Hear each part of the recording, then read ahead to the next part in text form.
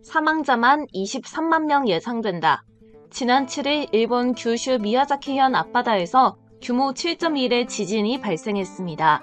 그러나 이후 동일본 대지진에 견줄만한 대지진이 일어날 것이라는 분석이 제기되면서 일본은 초긴장 상태에 빠졌는데요. 일본 기상청은 전문가 회의를 열어 난카이 해구 거대 지진주의를 발표했습니다.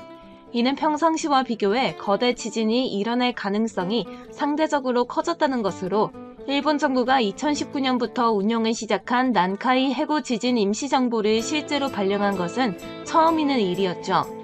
지진 전문가들은 규모 7급의 지진이 일어나면 비슷한 정도의 지진이 일주일 이내에 발생할 가능성이 있다고 말하면서 진원으로 예상되는 지역에서 거대 지진이 언제 발생해도 이상하지 않은 상황이라고 경고했습니다. 이에 대해 일본은 만일의 사태에 대비한 조치들을 속속 취하고 있습니다.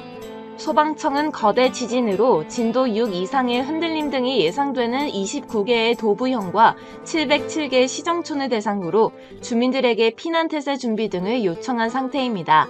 게다가 거대 지진 발생 시 최대 34m의 쓰나미가 예상되는 고치현에서는 피난소 개설을 결정했죠.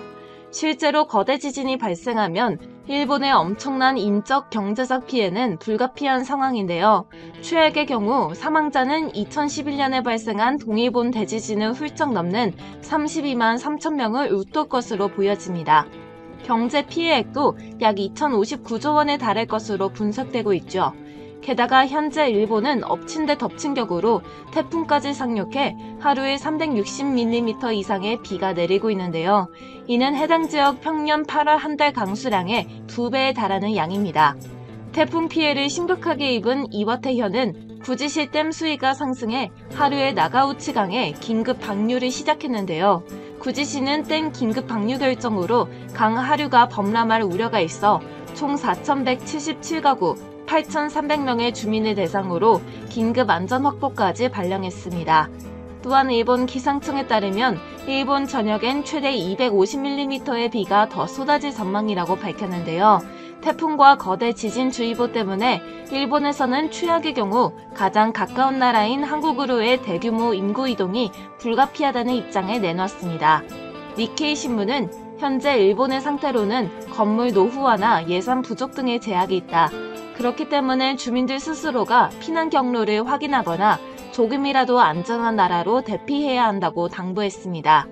비극적인 재난이 코앞에 닥치자 일본 정부는 한국에게 지원을 요청한 것으로 전해집니다. 과거 동일본 대지진 당시에도 한국은 아무런 조건 없이 일본을 도와준 적이 있습니다. 당시 한국 정부는 동일본 대지진 발생 당일인 3월 11일 외교 통상부를 통해 일본 정부와 국민에게 깊은 애도와 위로의 뜻을 전했고 다음 날인 3월 12일에는 한국 구조대가 세계에서 가장 먼저 일본에 도착했었죠.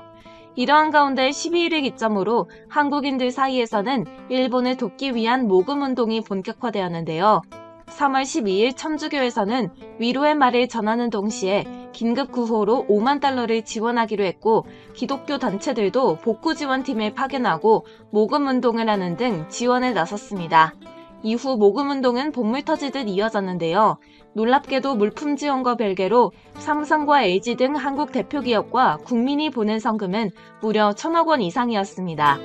이는 역대 최대 해외 재난 구호금이었죠.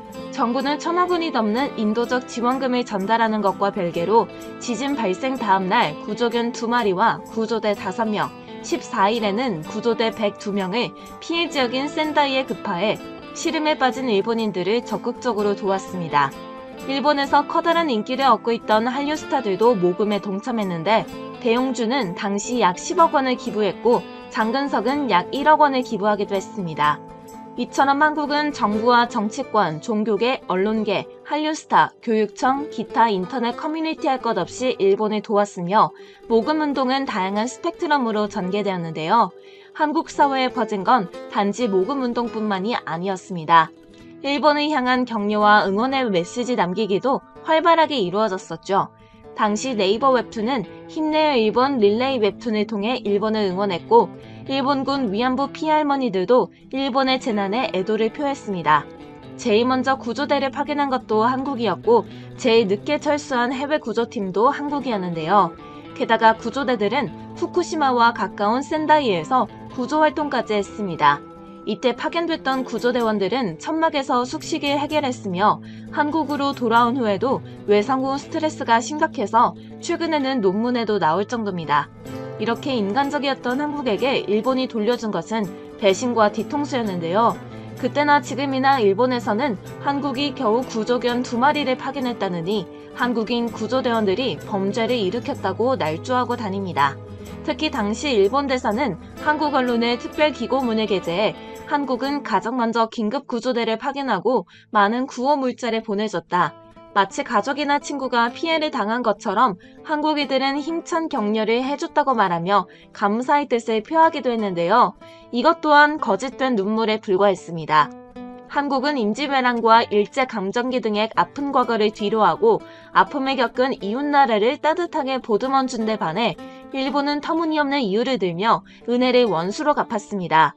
일본 대사가 흘린 눈물은 거짓 눈물집에 불과했으며 눈물을 흘렸던 대사는 귀국 후 혐한 활동을 꾸준히 전개하는 모습이었는데요. 그는 한국인으로 태어나지 않아 다행이다 라는 혐한 책을 내면서 베스트셀러 작가가 됐습니다.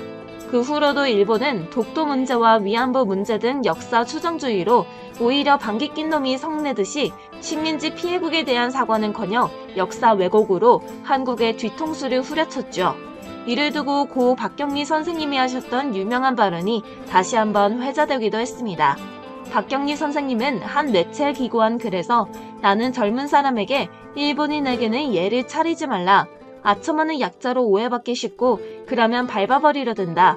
일본인에게는 상다리가 휘어지게 음식을 잘 차린 상을 차리지 말라.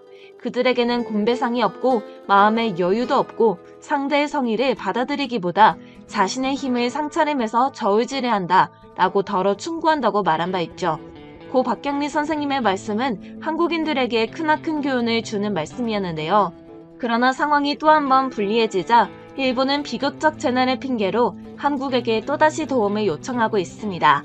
일본 기상청은 7일에 일어난 지진으로 100년 주기로 발생한다는 난카이 대지진의 발생 가능성이 평소보다 더 높아졌다며 주의를 당부했는데요. 실제로 거대 지진이 일어날 확률은 수백 해에 한 번으로 여겨지지만 일본 지진 전문가들은 지진학적으로 지극히 높은 확률이라고 경고하고 있습니다. 이 때문에 기시다 일본 총리가 중앙아시아 순방 일정을 취소하며 지진 대응을 우선으로 한 것으로 보아 그만큼 난카이 대지진에 대한 우려를 심각하게 보고 있는 것 같은데요. 게다가 일본 천황 왕족들 역시 모두가 일본을 떠나 한국으로 몰래 들어온 상황이라는 소문도 퍼지고 있습니다. 사람들로 한창 바글거려야 할 일본 해수욕장은 쓰나미 우려로 유령해변이 됐고 한국의 추석 같은 명절 오봉을 앞두고 일본인들은 귀성은커녕 피난 준비에 나선 상황이죠. 지진 영향권에 있는 지역 마트에서는 생수, 휴지가 동났으며 일본 사람들은 밤에도 잠옷을 입지 않고 잠에 든다고 합니다. 언제든 떠날 수 있게 상비약 등 비상 물품이 들어있는 배낭을 베개 옆에 두고 잔다는데요. 일본 피난민 1000만 명이 한국으로 대피를 하게 될지도 모르는 상황에서 거대한 자연의 힘 앞에 과연 인간이 할 수 있는 일이 얼마나 될까요? 초긴장 상태인 일본 열도의 운명이 어떻게 흘러갈지 이목이 집중되고 있습니다. 오늘 준비한 영상은 여기까지입니다. 오늘도 시청해주셔서 감사합니다.